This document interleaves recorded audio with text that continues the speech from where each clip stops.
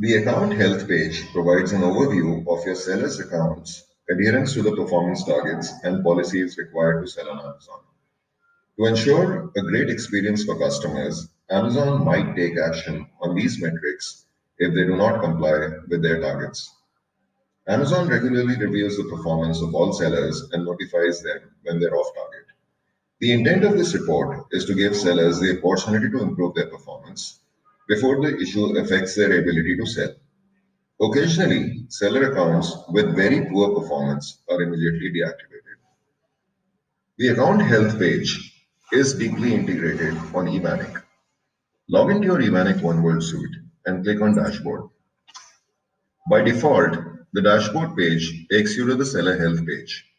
As you can see, all the metric summarized on the widgets right on top, which talk about your order defect rate.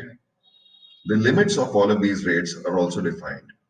The other widgets are order cancellation, late shipment rate, policy violation, on-time delivery, valid tracking rate, contact response time, return dissatisfaction, product authenticity, safety, listing policy status, and intellectual property.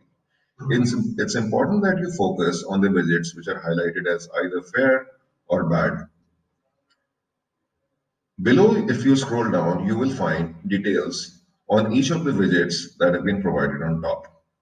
In terms of order defect metrics, for two continuous time periods, you've been provided various information, which include what's your order count, your defect rates, defect counts, what has been your customer negative feedback rate, and also the count.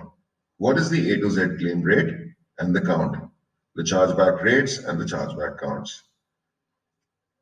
Next to this is your customer experience metrics, which talks about what's been the count of orders, the late shipment rate and count, pre-fulfillment cancellation rate, pre-fulfillment cancellation count, refund rates, and refund counts. Observe that if any of these metrics are crossing the limits that have been defined by Amazon, then it's required that you provide an immediate corrective action of the same. You will have all other information related to your tracking information metrics with the time frames which talk about your valid tracking rate and the count. What's your on-time delivery rate, which in this case, if it's 100%, it's excellent. There's nothing to worry about. And the last table talks about the return dissatisfaction metrics of the customer of different time frames.